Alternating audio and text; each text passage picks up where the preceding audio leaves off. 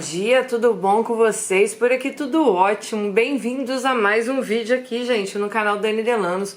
Mais uma história aqui no nosso quadro Mundo Gringo. Sejam todos bem-vindos. Tá chegando agora, se inscreve no canal, já deixa aquele joinha porque eu tenho certeza que você vai gostar desse vídeo.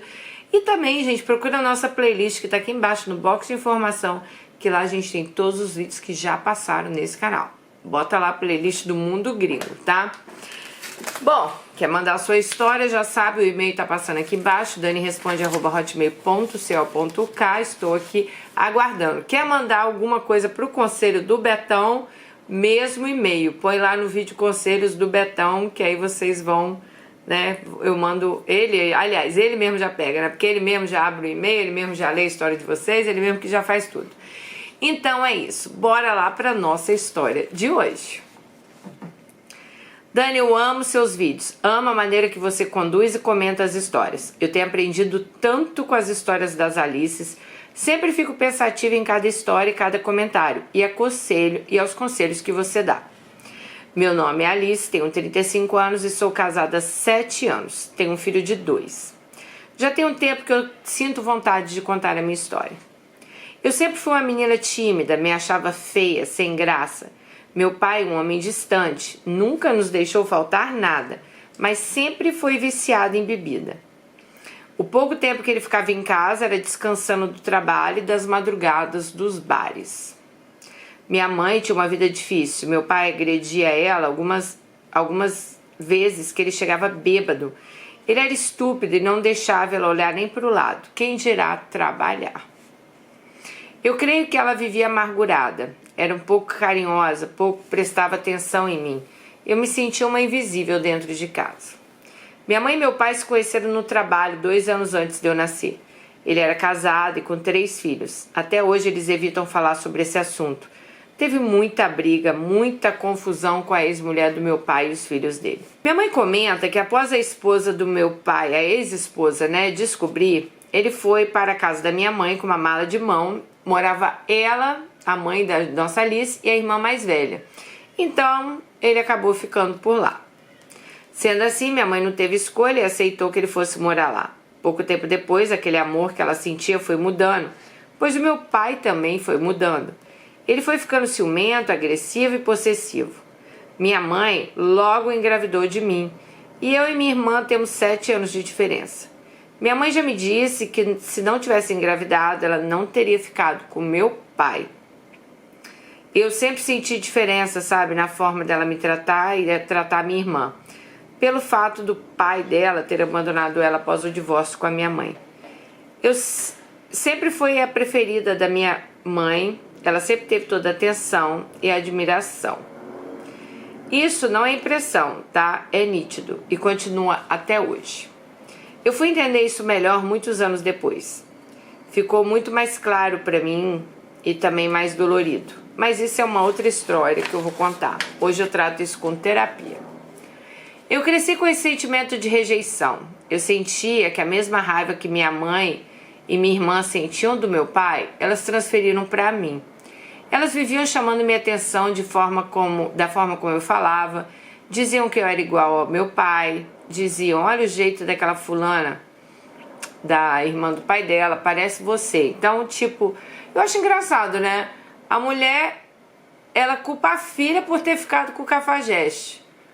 Uai, gente, usasse camisinha, tomasse remédio, né? Mas não, vai lá, engravida, aí não gosta do cara, o cara é um demônio, aí a filha que agora leva a culpa o resto da vida, tipo, não dá pra entender isso. Bom, elas falavam muitas coisas, Dani, pra mim. A família do meu pai rejeitou minha mãe por ela ser a outra. Nunca aceitaram. Até hoje, 37 anos depois juntos, a relação da minha mãe com a família do meu pai é péssima. E, consequentemente, me rejeitaram também. Nunca tive amor da parte deles, mas não me fez falta. Eu sempre rejeitei eles também, porque eles não gostavam da minha mãe. Eu nunca fiz questão de ter esse convívio. Eu não me lembro de ter recebido um beijo da minha avó, do meu avô. Tenho poucas lembranças deles. E lembro dele, do meu avô, querendo que eu sentasse no colo dele. E uma cara estranha olhando pra mim. Eu lembro que eu corri e saí de perto dele.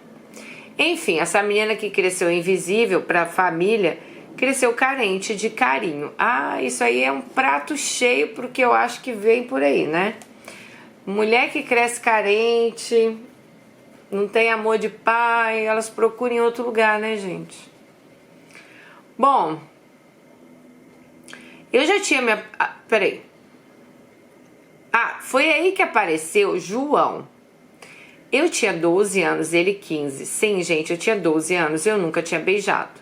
Mas eu tinha amores platônicos. Eu já tinha me apaixonado por um primo 20 anos mais velho que eu. Quase morri de chorar quando ele se casou. Eu tinha me apaixonado por um amigo da minha irmã, ele estudava com ela. E uma vez foi na minha casa fazer um trabalho de escola. Gente, bastou aquele homem olhar pra mim que eu achei que ele tinha se interessado por mim. E que eu seria o amor da vida dele e ele da minha. Eu passava horas sonhando com a nossa vida de casada. Eu tinha até nome já para os nossos filhos. Depois me apaixonei por um vizinho da frente de casa. Eu sabia a hora que ele saía, a hora que ele ia trabalhar, a hora que ele vinha almoçar. Então eu sempre ficava escondida atrás da janela para ver ele passando. Detalhe, nenhum desses amores nunca souberam das minhas paixões. Eu desconfio que eles não sabiam nem da minha existência. Hoje eu penso, meu Deus, que carência, né? Eu achava que ninguém me olharia, nunca gostaria de mim. Eu era uma completa complexo de inferior. Eu fazia de tudo para minha mãe se orgulhar de mim, como ela se orgulhava da minha irmã. Era um capacho para minha irmã, pois minha irmã me detestava. E ela falava isso na minha cara. Minha mãe sempre passou pano para minha irmã, porque dizia que ela era revoltada, porque o pai dela sumiu, né? Se divorciou e sumiu. E a minha irmã era revoltada pela maneira que o meu pai tratava a minha mãe.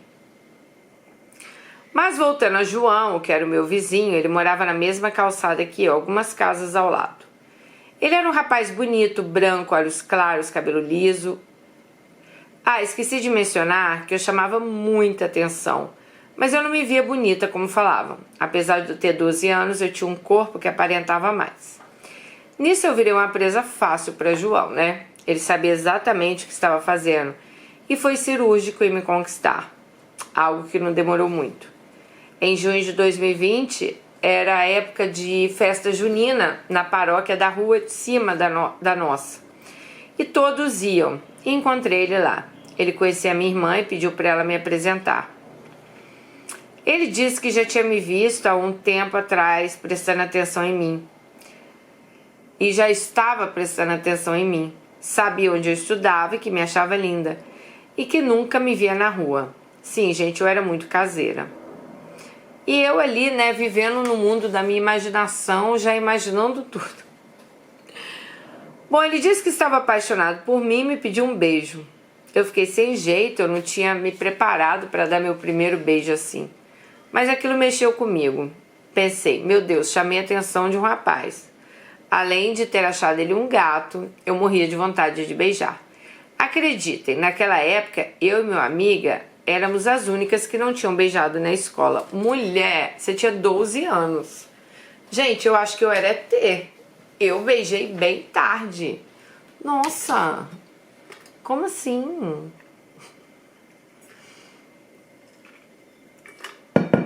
As pessoas com 12 anos já tinham beijado. Tô me sentindo um ET perto de vocês. Às vezes nós ouvíamos piadas que a gente era sapatão, porque nenhuma das duas tinha ficado com ninguém. Que horror! Então eu aceitei ficar com ele, mas fomos para a praça mais longe da rua da paróquia. Eu tinha vergonha, então beijei. Achei estranha aquela língua na minha boca, mas gostei. Falei para ele que eu nunca tinha beijado e que eu estava com vergonha. Ele me elogiou pelo beijo, fez outros diversos elogios e eu saí de lá flutuando. No dia seguinte, quando eu saí da escola, ele estava na porta me esperando. Eu, tímida que era, passei direto e comentei com a minha amiga, aquela que nunca tinha beijado, e falei, olha, aquele ali é o rapaz que eu beijei ontem. E ela achou ele bonito. Fui para casa sem nem olhar para trás. Algum tempo depois, o telefone fixo da minha casa tocou e era João, dizendo, é Alice? Eu respondi, sim. Ele disse, olha pela janela. Olhei e ele estava no orelhão da praça e disse: você fugiu de mim e eu então vim te ver. Eu disse que na hora eu fiquei com muita vergonha, né? Na hora que ela deu o beijo lá, por isso que ela já quis ir embora. Eu perguntei como ele tinha meu telefone, ele disse que tinha pego na lista telefônica. Na época, gente, só que era uma lista telefônica, eu lembro disso. Você ligava o número, você dava o nome da pessoa, a pessoa te dava o telefone. Mas isso, né, é verdade, tinha isso, você ligava... vamos supor, eu queria o telefone da Maria dos Santos. Se você tivesse o endereço, então, né, era mais fácil. Mas eu pensei, nossa, esse homem teve esse trabalho só pra falar comigo? Ou seja, João me dava tudo que eu não tinha. Atenção, me enchia de elogios. Eu estava no céu e, claro, apaixonada. Ele me ligava todo dia, ficávamos horas no telefone conversando. Mesmo morando na mesma rua, eu tinha vergonha e medo de alguém ver a gente conversando. Meu pai era muito rigoroso e ciumento. Nessa época, minha mãe já trabalhava. Meu pai passava por uma situação financeira complicada e permitiu ela sair para trabalhar para ajudar em casa. Minha irmã também já trabalhava. Eu era responsável por cuidar da casa do meu irmão mais novo. Na época, ele tinha 8 anos e eu tinha também que fazer a janta. Eu deixava a casa impecável, fazia comida certinha. Eu era uma das primeiras alunas da sala. Então ela já tinha outro irmão nessa época. A mãe já tinha engravidado de novo, né? Mas ela era uma das primeiras alunas da sala. E eu sempre fui muito comportada e estudiosa. Então, depois de algum tempo, o João me pediu em namoro. Eu, claro, aceitei. A parte difícil foi convencer meu pai e minha mãe a aceitar. Eu sempre fui muito determinada e quando eu coloco uma coisa na cabeça, ninguém tira. Então, utilizei 2 argumentos. Só tenho idade e maturidade para cuidar da casa. Se eu tenho idade e maturidade para cuidar de uma casa e do meu irmão, por que eu não tenho para namorar? Aí ela bota santa inocência. Melhor namorar em casa do que namorar na rua, dizia Alice. Após isso, até meu pai, que era fera, permitiu. Começamos então a namorar em casa. João tratou de me dar logo uma aliança de compromisso. Eu me sentia a mulher mais amada e feliz do mundo. Ele era romântico, escrevia cartas, me dava presentes, me enchia de elogios. E começou a me explicar algumas coisas que eu não conhecia. Exemplo, eu sabia o que era sexo, mas não sabia por que a mulher engravidava até João me contar. Olha, a mulher engravida porque sai um líquido do homem, assim, assim, assim, e para isso que serve a camisinha, disse João. Se um dia você quiser, eu te mostro. E assim, João ia aguçando a minha curiosidade. Em menos de um ano, eu já tinha perdido virgindade com ele. Eu sei, gente, hoje eu olho crianças de 12, 13 anos e falo, meu Deus, eu era uma criança.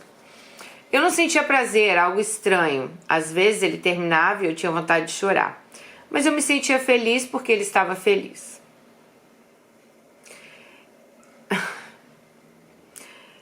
Ele não abusou de mim, pois eu queria, mas eu não fazia ideia das muitas coisas que eu fazia.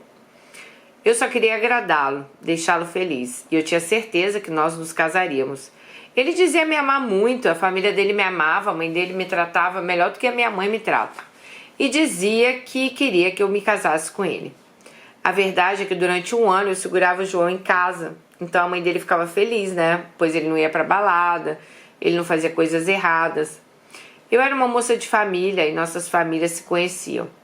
Eu não tinha boca pra nada. Eu dizia que nossos filhos seriam lindos e que eles seriam clarinhos, de olhos claros. Passado esse um ano, João quis começar a conhecer a vida. Então ele queria sair, viajar e, claro, eu não podia. Meus pais não deixavam. Na verdade, meu pai, minha mãe, eles nunca ligaram muito, né? Ela meio que jogava pro meu pai decidir minha vida. E ela cuidava da minha irmã. Ela dizia que se eu perdesse a responsabilidade, não seria dela a culpa. Porque meu pai que decidia o que eu podia ou não fazer. Já a minha irmã, ela não deixava meu pai se meter. Mas voltando a João, então, começamos a brigar e eu disse que eu não aceitaria ficar em casa e ele sair. Certo dia ele disse, sexta-feira vou para uma festa do pessoal da escola. Ele estava no colegial. Eu disse, você não vai sem mim, porque vai virar costume isso. Ele disse, eu vou começar a sair e você não vai me impedir.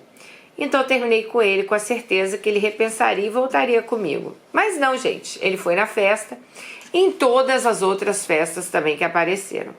Eu sofri muito, mas não voltei. Aí vocês vão dizer, nossa, usou a sua cabeça, né? Engano de vocês. Eu deixei de ser namorada de João para virar ficante. Sim, gente, ele ficava comigo sempre que queria. Eu achava que ele ficando comigo sentiria saudades e queria voltar. Então ele começou a ficar com várias outras garotas. Aquilo me magoava, nos afastamos. Mas ele sabia como me convencer a ficar com ele. Ele vinha com aquela história que me amava, que eu era a mulher da vida dele. Que ele casaria comigo. Acho que ele iria me levar no banho-maria, sabe? Minha mãe não sabia de nada do nosso relacionamento. Eu não conversava nem me abria com ninguém. Uma vez, João me viu conversando com um cara na porta de casa. Passou fuzilando meu amigo. E na mesma hora ligou para minha mãe.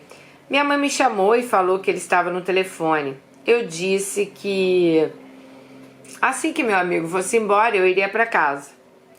Quando eu liguei, ele me falou um monte de coisas, que aquilo não era certo, que não era certo eu ficar com o cara na porta de casa.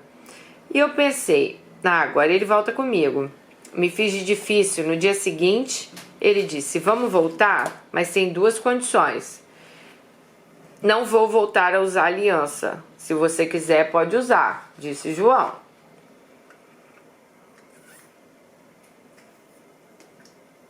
E eu não quero mais namorar em casa.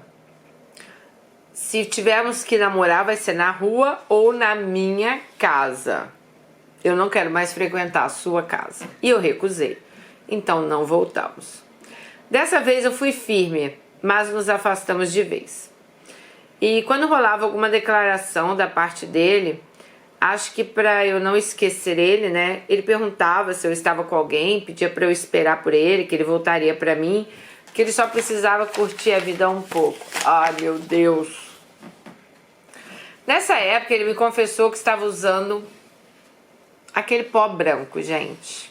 Coca. Era só nos finais de semana, mas que ele estava gostando. Eu tinha muita amizade com a mãe dele e contei. Pedi para ela não falar nada que eu tinha contado. João nessa época tinha 17 anos e eu 14. Passado um tempo eu soube que ele estava namorando uma mulher mais velha, ela tinha até um filho. Depois pela mãe dele eu soube que a mulher estava grávida dele. Meu Deus, meu mundo caiu. Fui até a casa dele e disse, espero que você tenha esse filho com ela, porque não acho justo você abandoná-la nesse momento. Depois disso, voltamos. Eu não queria perdê-lo. E eu disse, não importa que você tenha um filho com ela. E, gente, depois que a Alice foi lá, já não basta, né? A gente tem que se humilhar, né? Aí a Alice falou para João assim, olha, vamos fazer o seguinte, a gente volta. Você assume o filho, mas a gente volta. Eu não quero te perder. Eu não me importo que você tenha um filho. E João falou na cara dela o seguinte, eu não quero você. Ela é a mulher da minha vida. Ela é a pessoa para mim. Ela pode ir onde ela quer. Ela não é uma menina, ela é uma mulher. Ela não precisa ficar pedindo autorização de tudo. Me esquece. E assim, gente, eu tive minha primeira desilusão amorosa. Eu me senti usada, ele me tirou a virgindade. Em tão pouco tempo eu não era mais a mulher da vida dele. Aquele monte de promessas, né, que ele fez, gente, chorei muito. Ele fazia questão de passar na porta da minha casa com essa mulher de mão dada. Eu vi a barriga dela crescendo. Foram 2 anos para esquecer João. Não procurei mais. Gente, humilhação tinha limite, né? E eu já tinha me humilhado assim, demais. E eu tinha 14 anos. Gente, 14 anos. Ela já tinha perdido a virgindade. Ela já estava se humilhando para João. Ela já tinha virado ficante. Um detalhe muito importante nesse período, entre estar ou não com o João, foi que eu dei uns beijinhos sem compromisso num garoto chamado Davi. Guardem este nome. Davi era um rapaz 2 anos mais velho que eu na época, eu tinha 13, ele 15. Ele morava em frente à casa do namorado da minha irmã. E também era amigo do namorado da minha irmã. Então, às vezes, na casa do namorado dela, né, ele estava lá na rua, quando ela ia lá. A gente fez amizade, ele quis ficar comigo. Eu demorei um pouco, porque naquela época eu só pensava em João. E por isso eu não conseguia ver as qualidades de Davi. Ficamos um tempo conversando por telefone, eu amava conversar com ele. Ficávamos horas, mas ficou apenas nisso. Ao menor sinal de chance de volta com João, mesmo que sendo só da minha cabeça, eu simplesmente corri atrás dele. Por isso, Davi ficou rapidamente no passado e perdemos o contato. Soube depois de um tempo que Davi sempre perguntava por mim para minha irmã. Logo depois, entrei no colegial e comecei a ter um pouco mais de liberdade. Comecei a estudar à noite, aprendi a fumar, a beber, me tornei uma menina descolada. Fiz um monte de amigos e no segundo ano conheci Pedro. Eu tinha 15, ele 16. Mas logo Pedro fez 17, então ele era repetente. Era o cara mais popular da escola. Todas as meninas queriam Pedro. Pedro era um príncipe comigo. Eu me achava um patinho feio. Mas nessa época eu já me vestia bem. Eu chamava mais atenção na escola. E eu estava com o cara mais lindo da escola. Ficamos um dia e no outro ele me beijou na frente de todos. E eu pensei, meu Deus, ele não tem vergonha de me assumir. Ele me escolheu para ser a menina da vez. Tinha tudo para dar errado, para eu me ferrar mais uma vez. Mas eu só me joguei e me apaixonei perdidamente por ele. Ficamos por 2 meses e eu, claro, já sonhava com nossos filhos, né? Eu não vou falar de Alice, não, porque eu já fui carente também, sabe? De beijar um cara, me imaginar já casando, os filhos que eu ia ter, comecei a minha... Mas eu não tinha 12 anos. Pior, pra mim foi pior, porque eu já tinha acho que 17, 18 e eu tinha ainda essas... Ai, meu Deus. Ele viu que eu estava muito apaixonada e terminou comigo, mas foi muito respeitador, não tentou nada. Me disse quando terminou, você é diferente, eu não merece sofrer. Você sabe que eu não presto, eu sou um galinha. Não vou conseguir ser fiel a você, ele disse, mas você sempre terá um lugar no meu coração. Gente, eu detesto esses fins de namoro. Ai, eu te amo, você vai ter um lugar no meu coração, mas eu não quero ficar com você. Porra, nunca termina com a mulher senão... É um saco. Eu já ouvi uma frase, eu te amo, mas né, não dá pra ficar com você. Ah, me amo caralho, senão tava comigo, pô. Ai, só, eu xinguei. Bom, eu ainda gostei dele por um tempo. O mais difícil era não ter como ter raiva dele, pois ele foi muito respeitoso comigo. Muitos anos depois, Pedro foi parar nos noticiários de TV. Pedro casou, teve 3 filhos.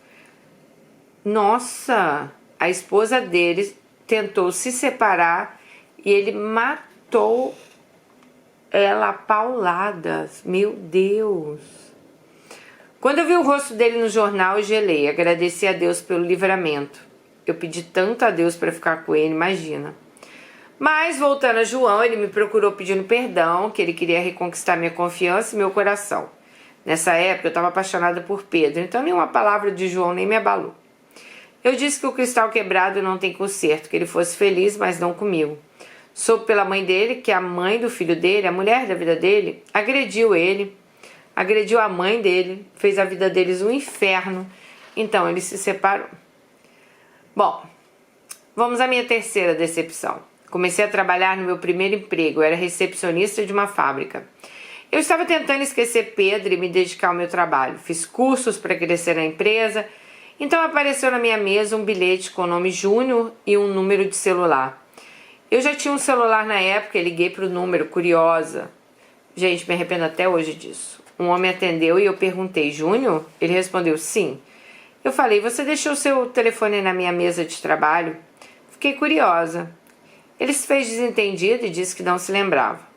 Perguntou meu nome, onde eu trabalhava e descobri que ele trabalhava numa seção na fábrica. Conversa vai, conversa vem, começamos a ir embora juntos, pegávamos ônibus no mesmo ponto. Um dia ele entrou no meu ônibus e disse, vou com você até onde você vai. Eu disse, vou para a escola. Nos beijamos no ônibus e começamos a namorar. Ele era lindo, na época passava a novela Senhora do Destino e ele parecia o Viriato da novela. Ai, gente, quem é Viriato da novela Senhora do Destino? Vocês me deixam curiosa. Deixa eu ver. Viriato. Senhora. Nossa, o Marcelo Anthony. Então ele era gato, hein? Quem lembra do Marcelo Anthony? Então era bonito mesmo. Mas vamos lá. Voltando ao Viriato. Todos na empresa chamavam ele assim. Nossa, mulher. Ele me pediu em namoro pro meu pai, também conhecia a família dele. Eu não poderia estar mais feliz. Só um detalhe, ele era filho de um pastor. Mas ele, Júnior, estava um pouco afastado da igreja na época. A mãe dele me detestava porque eu não era da igreja. E ela achava que eu ia desviar ele do caminho. Confesso que não imaginava que um filho de pastor seria tão saidinho. Nossa conexão era incrível e eu estava novamente perdidamente apaixonado. Quando estávamos com 10 meses de namoro, ele me pediu em casamento. Ele disse que iria pedir para sair da empresa. Ele já estava lá há alguns anos e estava cansado. Ele fazia um curso de segurança do trabalho e queria mudar de área. Disse que pegaria o dinheiro da rescisão, daria entrada no terreno e, nossa, que faríamos nossa casa, né? Eu topei, claro, disse que trabalharíamos juntos e eu não vi a hora da gente casar. Fomos no shopping, demos uma olhada em aliança, estava tudo indo bem. Pelo menos aos meus olhos. Alguns meses depois ele sumiu. Sumiu no final de semana. Eu liguei várias vezes, dava caixa postal. Em uma delas ele atendeu, disse que tinha viajado para esfriar a cabeça, estava num lugar ruim de sinal. Que no domingo ele voltaria e a gente conversaria. Assim ele fez. Nos encontramos num shopping e ele terminou comigo. Sim, gente, do nada. Detalhe, fazia 1 ano que a gente tinha dado nosso primeiro beijo. Eu esperando ansiosa por aquela data. Gente, eu senti meu chão se abrir. Como assim? A pessoa terminar comigo do nada. Ele disse que o problema não era ele, era eu. Nossa, outra frase que vocês não... Eu vou fazer um vídeo. Frases que vocês não devem falar para a mulher. O problema não é você. O problema sou eu. Meu Deus, Dani, como eu sofri.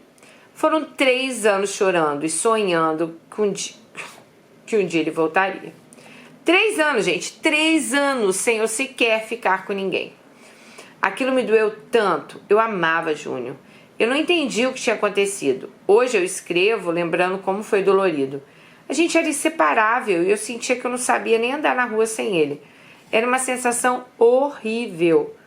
Depois de um tempo ele namorou outra garota. Eu não sei se foi isso, sabe? Mas acredito que sim. O pior é a pessoa não saber o porquê que ela está sendo deixada, né? Então eu estava lá, de coração partido mais uma vez.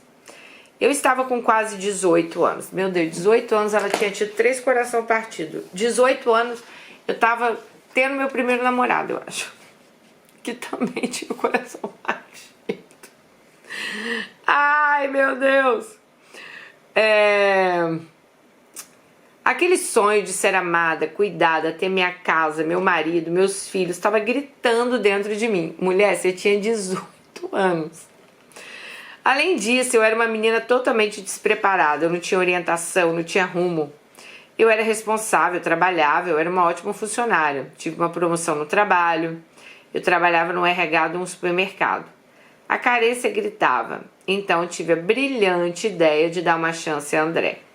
André, eu conheci ele no primeiro colegial, na época em que João passava com a namorada grávida na minha frente. André fazia questão de me trazer de volta para casa, mas eu só conseguia ver ele como amigo. Eu chorava minhas pitangas para ele, e ele dizia que João era louco de me perder. Eu até percebi o interesse dele, mas meu foco ainda era João. Passados 4 anos de amizade, bastante amizade, após o término da escola, nossa turma continuava a ter uma boa amizade. Então a gente sempre ia na casa um do outro. Eu tinha uma amiga que sempre falou do amor de André por mim. André me viu chorando por João, por Pedro, por Júnior e me consolou todas as vezes. Ai, tadinho. Ai, André.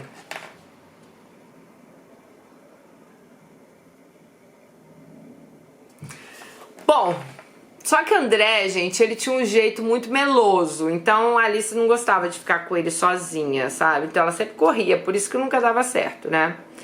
Logo em seguida, André perdeu o pai e eu me aproximei dele. Consolei ele na madrugada toda, no velório. Minha vontade foi de cuidar dele, porque foi uma morte violenta, um acidente de carro, a família ficou desolada. Logo, ele assumiu o papel de homem da casa. Com tudo isso, nós nos aproximamos. A família dele fazia gosto do nosso namoro, mesmo a gente não tendo nada. Então eu pensei, até hoje eu só amei e me ferrei. Por que eu não posso ficar com alguém que me ama? Certeza que ele nunca vai me fazer sofrer. Dei uma chance a ele e começamos a ficar. Me esforcei muito para gostar dele. Tava dando certo, ele era carinhoso, eu era princesa para ele. Logo me senti amada. André era um bom rapaz, 4 anos mais velho, tinha uma vida com dificuldades financeiras, muito trabalhador. Era muito tímido, falava pouco. Nós gostávamos das mesmas baladas, torcíamos para o mesmo time, íamos a shows da nossa banda preferida, além de amigos em comum, onde estávamos sempre juntos. Tomávamos vinho, jogávamos baralho, comíamos pizza, víamos filmes, coisa de adolescente. Então eu disse para ele que eu estava gostando dele, que eu não o amava, mas que eu gostava. Gente, eu fiz um enorme esforço para dar o primeiro beijo em André. Depois de 3 anos, após terminar com Júnior, com 3 meses de namoro, eu tive a nossa primeira vez.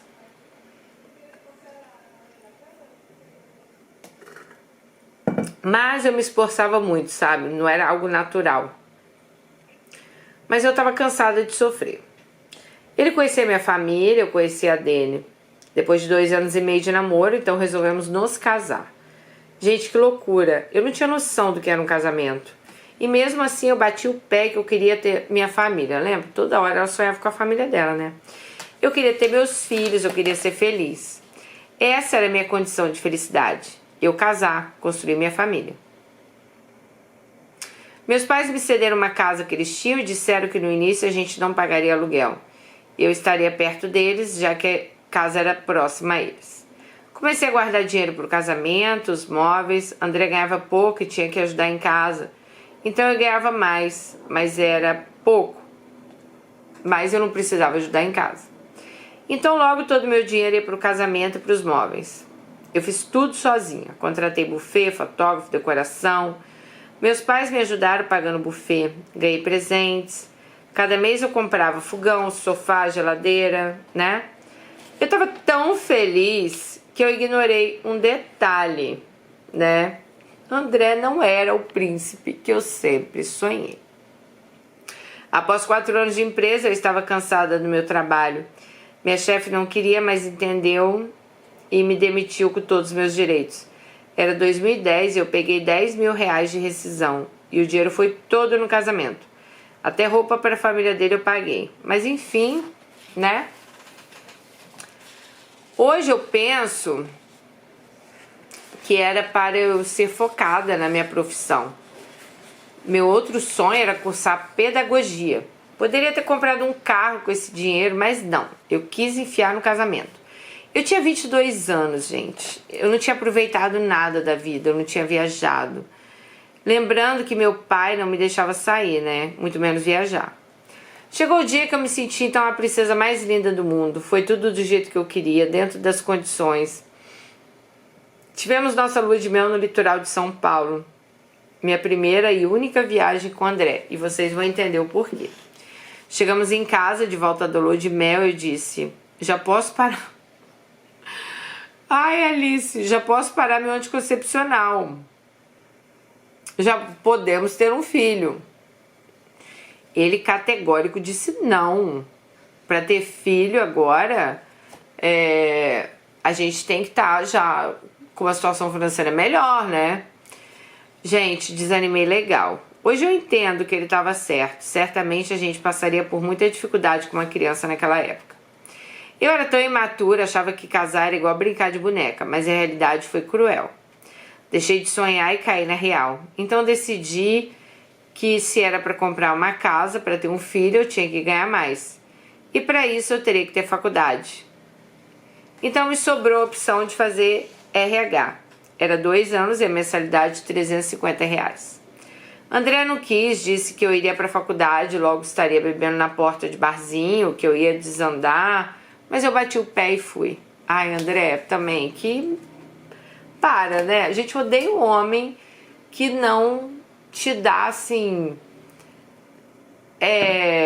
apoio para você crescer. Ah, cara, tudo bem que você tá recém-casado, mas falar que a mulher não vai fazer faculdade porque vai estar em porta de barzinho, você não confia na mulher que você tem, não?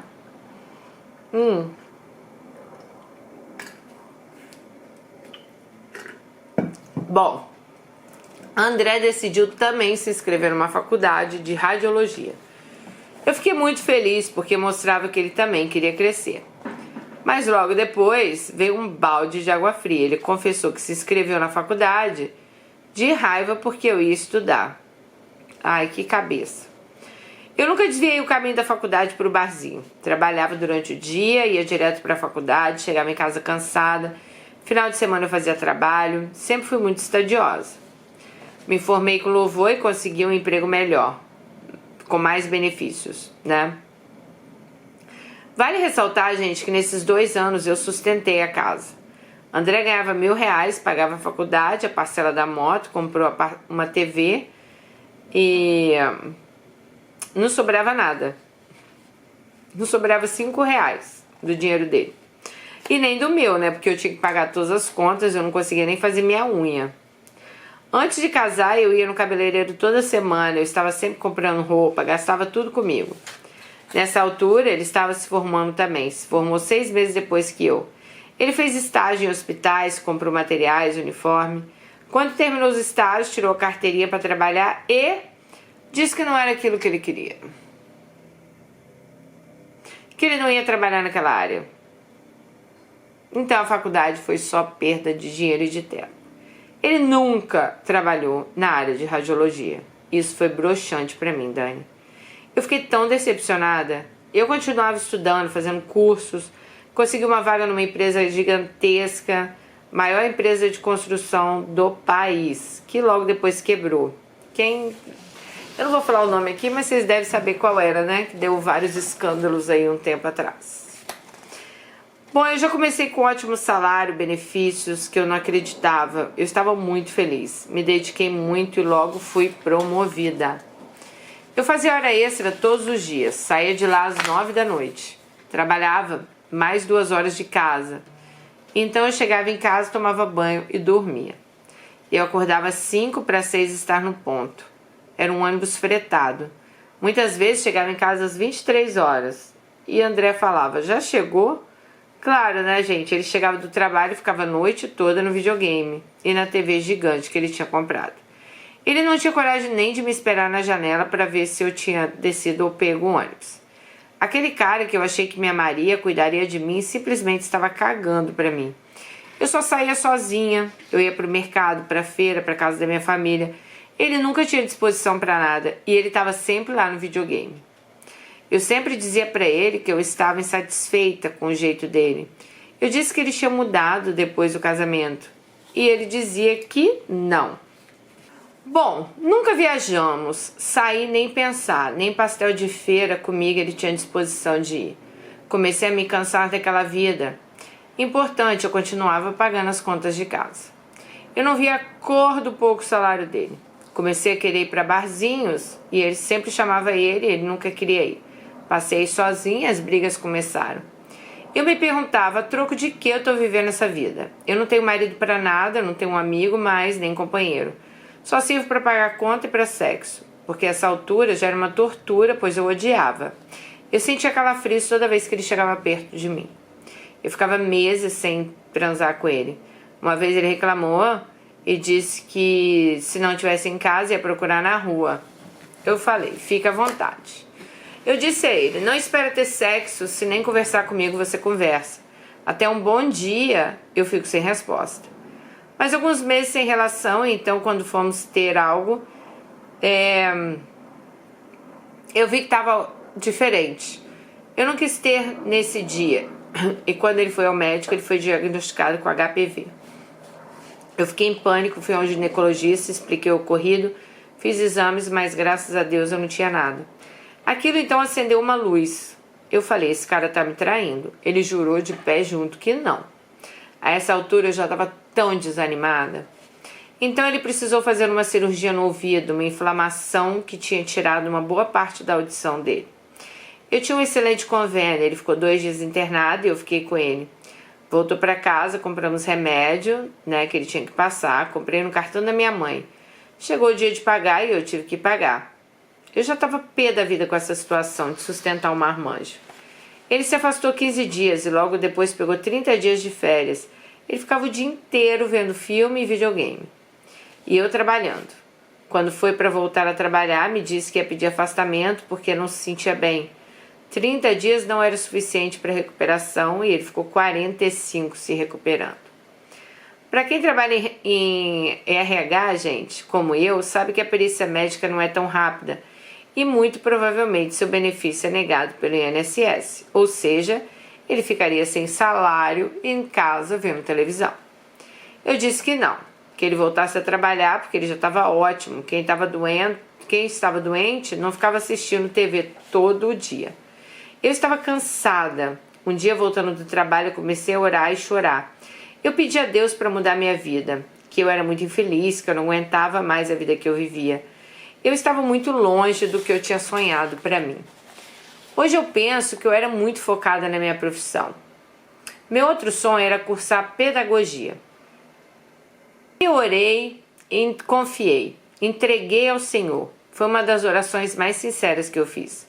Deus me ouviu. Aliás, eu creio sempre em Deus, mas aquele dia ele me ouviu. Alguns dias depois, perto dele voltar a trabalhar, chamei ele para ir no barzinho para a gente conversar. Ele disse, e eu disse a ele tudo que estava me incomodando e me magoando. Eu disse que eu não estava feliz e que se ele não estivesse disposto a mudar, eu não brigaria, mas eu iria me separar. Ele disse que esse era o jeito dele, que ele não mudaria, que se eu quisesse teria que aceitar.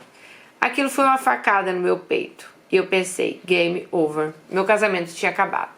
Após 4 anos eu não tinha a menor disposição para brigar nem lutar por alguém que nem queria mudar. Apertei o botão do foda-se e fui fazer o que tinha vontade. Eu não pensava em ninguém, só queria viver minha vida. Passado alguns dias, minha irmã me chamou para sair. Ela estava com muita amizade com o Davi.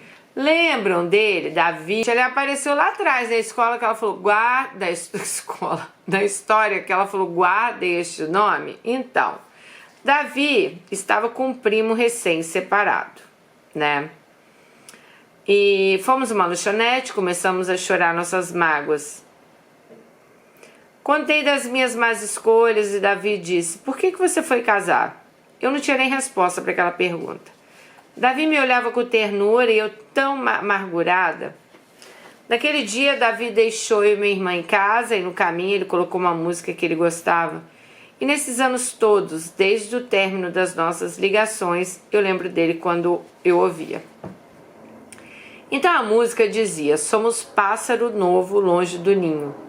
E ele disse, eu era e sempre serei seu ninho, vou esperar você voltar. E aquilo me estremeceu. Eu fiquei com aquilo na cabeça. Começamos a nos falar por WhatsApp. No primeiro dia ficamos 4 horas conversando.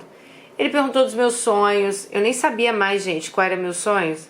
Mas eu dizia que no momento eu lutava por uma promoção no trabalho, que eu tinha certeza que ela viria. E poucos meses depois veio mesmo. Falei do meu casamento, disse que eu não sentia nada por André, que tudo tinha se desfeito durante tanta omissão, tanta desfeita, tanta falta de cuidado e consideração. Davi me disse, você vai parar sua vida porque você está com pena de alguém? Você tem 26 anos e muita coisa para viver. Se realize. Ele é responsável pela vida dele e você é responsável pela sua. Eu sei que não é fácil, mas você tem que fazer isso. Nossa, Davi é muito sábio, realmente. Por que ela tem que ficar com pena? Não é ela que tem que se responsabilizar. O cara não quer mudar, o cara não quer fazer nada, então, cada um responsável aí pelas suas escolhas. Bom, a gente conversava sempre. Gente, eu amava conversar com ele. Eu perguntava por que eu não tinha ficado com ele naquela época. E ele me disse porque você só tinha olhos para João. Infelizmente era verdade. Meu Deus, que tolice. Quanto sofrimento eu teria evitado. Então eu comecei a me apaixonar por Davi. mais eu me sentia casada com André, mesmo sem ao menos conversar com ele dentro de casa. Comecei a pensar que eu poderia ser feliz de novo, mas eu não achava certo ficar com o Davi e com o André ainda em casa. Eu não tinha coragem de pedir para ele sair, comecei a forçar a sair com amigas, ia para samba, barzinho, voltava tarde. Ele me esperava acordado, ficava bravo.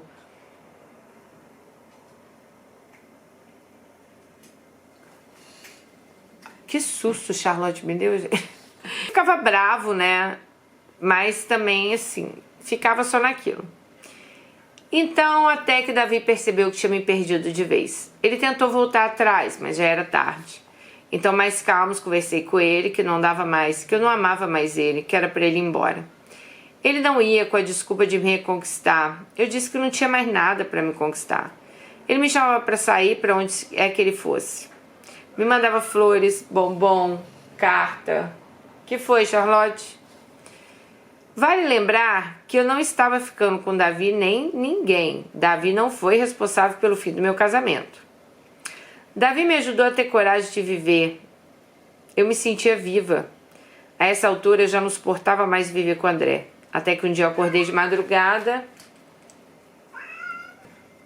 A essa altura eu já não suportava viver com André. Até que um dia eu acordei de madrugada, ele estava me tocando nos seios. Acordei assustada e entendi o que estava acontecendo. Gente, ele estava se masturbando e tocando em mim. Então eu tive tanto nojo, eu virei para o lado. No dia seguinte perguntei se ele tinha mexido comigo. Ele disse que não, que foi sonho meu.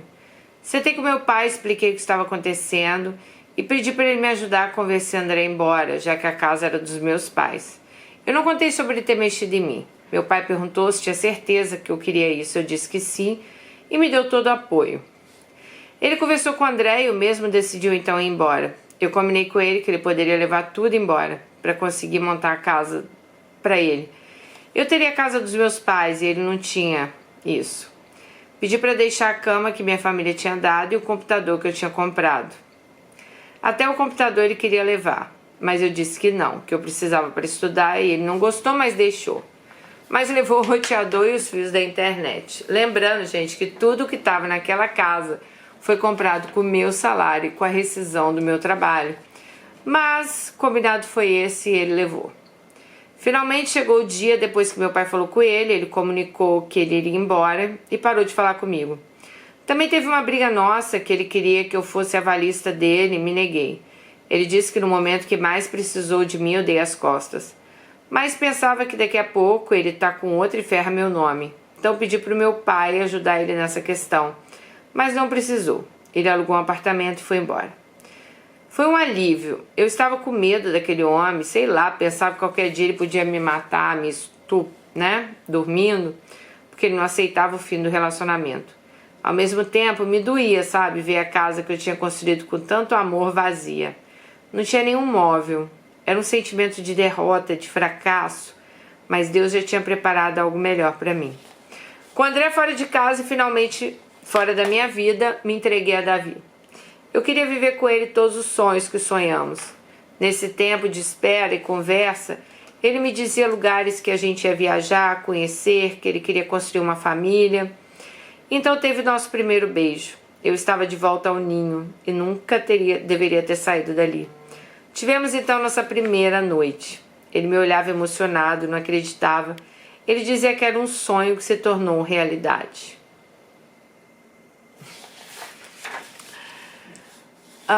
Viajamos para lugares lindos, românticos. Eu tinha meu salário só para mim. Voltei a me cuidar, fazer unha, me vestir melhor. Davi também tinha um ótimo emprego. Ele era jovem, gerente de uma empresa. Foi o reencontro perfeito. Uma paixão avassaladora com amor que acalma.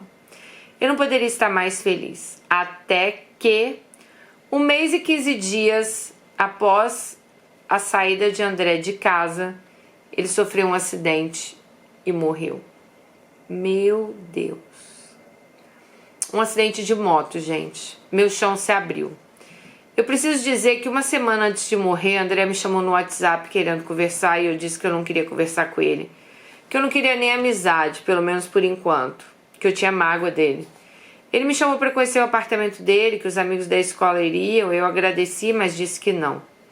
Ele insistiu que alguns dias depois, então, ele me chamou novamente. Ele pediu perdão por tudo que ele tinha feito comigo, com o nosso casamento, por ter me feito tão infeliz e por não ter me dado o filho que eu tanto queria. Ele reconheceu o erro dele, disse que queria que eu ficasse com aquela televisão, porque reconhecia que eu que tinha contribuído, né? Que a televisão que tinha contribuído para o fim do nosso casamento. Eu agradeci e disse que não queria, que ele poderia dar para outra pessoa. Ele também deu o videogame dele com o mesmo argumento de ter nos atrapalhado. E ele começou a ir para a igreja, ele estava em paz. Ele queria mesmo me reconquistar. Mesmo que levasse tempo, ele disse que me mostraria que seria um bom marido. Cara, por que não faz essas coisas quando tá lá na casa? Não, mas tá lá, a gente reclama. Aí na hora que a mulher sai de casa, o homem decide mudar. Bom, gente, eu falei pra ele que não adiantava, eu não amava mais. Que ele fosse alguém melhor para uma próxima pessoa que aparecesse na vida dele. Pedi perdão e seguimos a vida. Eu fiquei muito chocada com a morte de André. Ele tinha 30... Ai, não, tá de chorar, gente.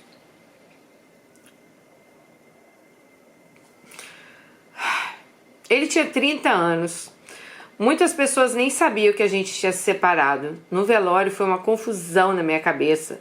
Muita gente me tratando como viúva, outros sabiam da separação. Tinha gente que nem olhava na minha cara. Eu disse a Davi que eu precisava de um tempo para digerir tudo. Davi ficou mal, também chateado, com medo de ter me dado... Nossa, eu fiquei até gaga. Com medo de eu ter me dado conta que eu ainda gostava de André. Mas não era nada disso. Eu me sentia culpada, sei lá, foi horrível. Depois de um tempo longe de Davi, eu sentia muita falta, sabe?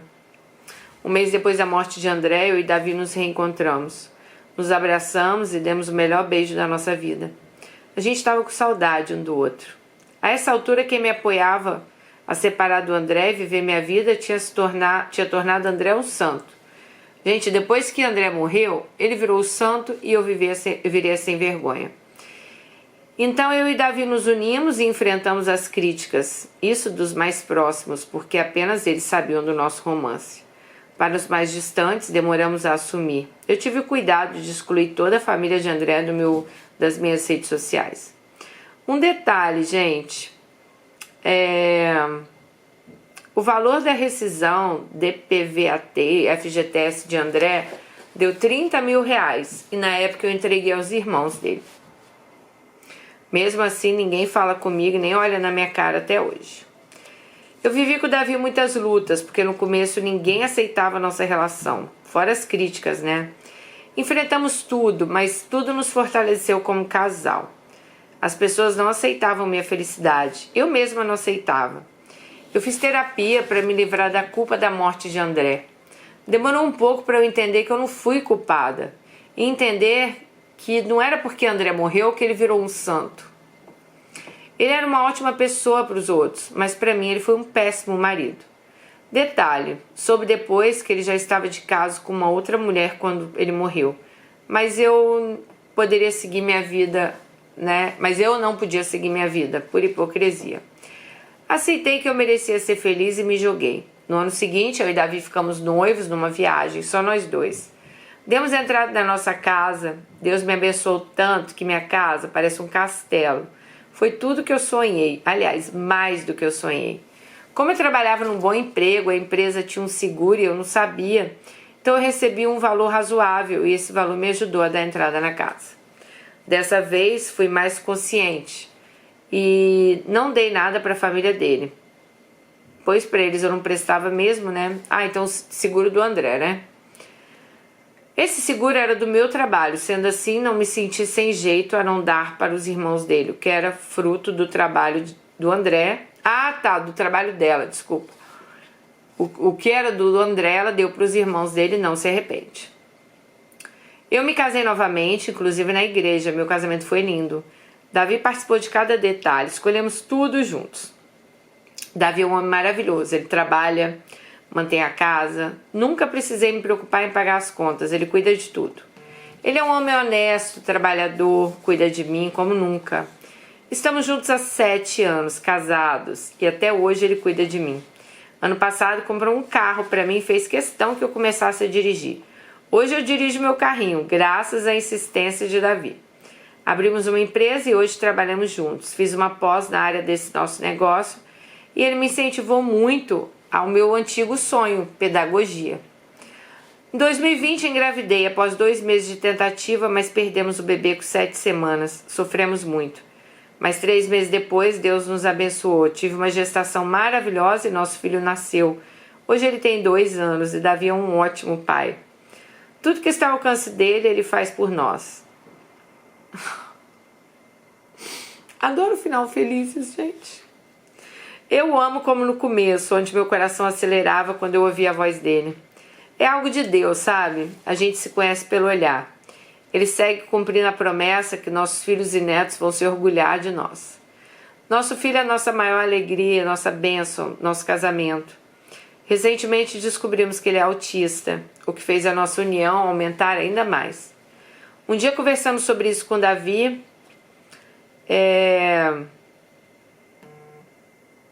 Davi começou uma frase, sabe? Eu tinha certeza no meu coração e eu completei que nós teríamos um filho com uma deficiência e ele me disse, como você sabe? Eu disse, porque a vida inteira eu também senti isso no coração antes de te encontrar. Então entendemos que estamos exatamente onde deveríamos estar, onde Deus nos colocou. Me sinto imensamente grata pela família que eu tenho. Deus é capaz de dar imensamente mais do que a gente pede. Não, eu não vivo um mar de rosas, casamento não é fácil, Davi é genioso, eu também tenho meus defeitos, mas com amor e respeito, cumplicidade, a gente vence qualquer obstáculo. E a gente já venceu vários. E eu tenho fé que com a ajuda de Deus venceremos muitos que virão. Obrigada por contar, vou chorar. Obrigada por contar minha história. Vai ser um prazer ouvi-la na sua voz. Já imaginei esse dia várias vezes. Ai, gente, aí ela me mandou o link da... Lembra do Pedro que matou a mulher a pauladas? Ela me mandou o link da notícia, meu Deus. Nossa. Ai, Alice! Estávamos precisando de uma história final feliz. Amei sua história. Cara, você contando, só, sabe, eu acho que dá só mais... Como que eu vou falar pra vocês, gente? Só nos faz acreditar mais que sim, gente, a gente pode ter o melhor, a gente tem coisas boas pra acontecer pra gente, mas a gente que tem que sair daquele lugar, às vezes, que a gente tá acomodado, né? Você estava acomodada com o André, você não estava feliz. André talvez também não estivesse feliz, né? Porque ele mesmo falou pra você que ele não queria mudar, que estava ótimo assim. E você ali se propõe a mudar daquele lugar, né? Você vai e, sabe, você vai em frente com a sua vida. Isso é muito legal. Porque eu falo muito para as meninas aqui, a gente não tem que estar no lugar que a gente não quer estar. E a Alice é uma prova disso. Claro que ela tinha independência financeira dela, o que ajuda muito, né? Eu sempre falo para vocês. Mas, assim, a gente não tem que estar onde a gente não quer estar, né?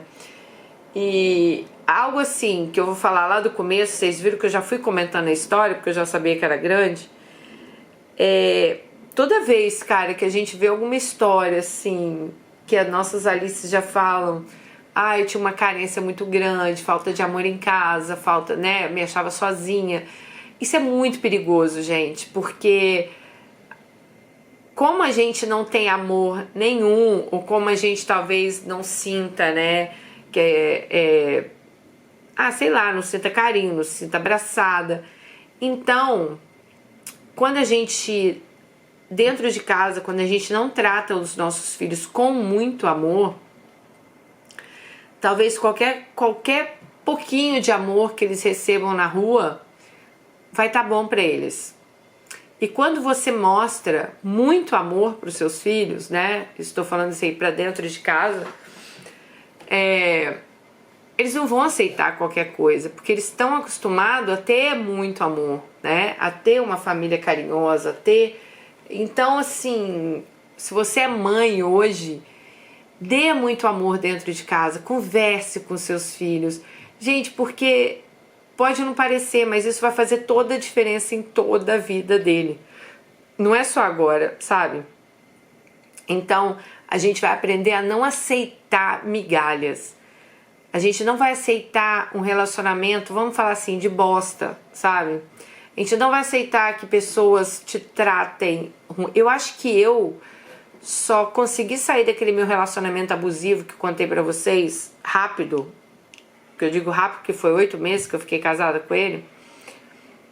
Porque eu fui uma pessoa que eu recebi muito amor do meu pai. Eu recebi também muito amor da minha mãe, apesar dela estar longe, não estar sempre com a gente.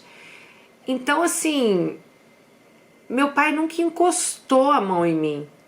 Até o dia que... Pra quem não sabe o que eu tô falando, gente, eu tenho uma história no canal, sofri violência doméstica. E eu conto a história do meu primeiro casamento, né? Quando eu tinha 21 anos, que eu sofri violência doméstica.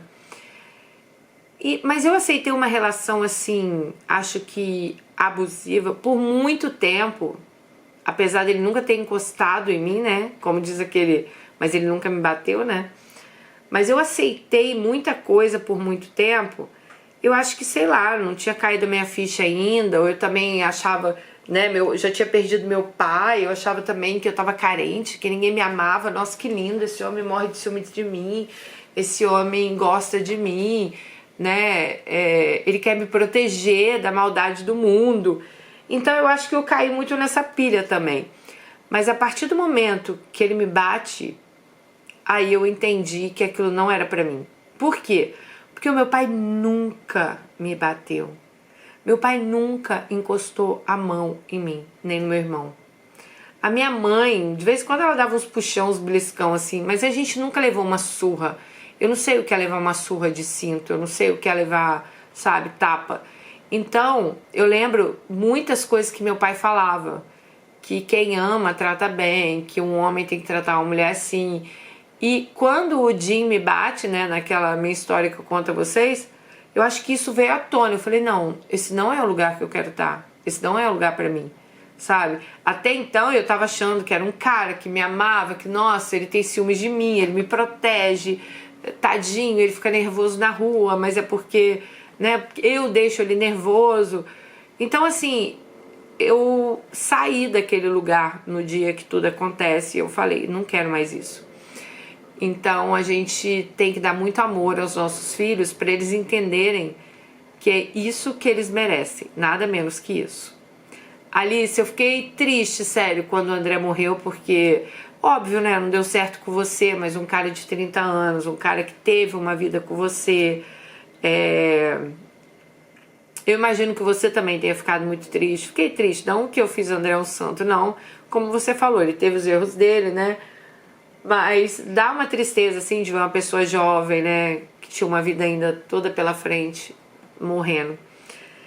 Alice, eu te desejo toda a felicidade do mundo, juro. Sua história foi muito bonita, assim. Eu tenho certeza que várias meninas vão botar aí, ó. Gente, eu me segurei pra não chorar, tá? Mas tenho certeza que muitas meninas vão colocar aí. Nossa, Dani, tive que pegar o lencinho. Quem foi? Deixa aí nos comentários. Quem chorou aí? Me conta. Mas obrigada. Muitas felicidades para você, pro seu marido, pro seu filho, né? Que vocês formem uma família linda, que vocês... Como você disse, né? Nenhum casamento é perfeito. O meu também não é perfeito. Acho que de ninguém, sabe, gente?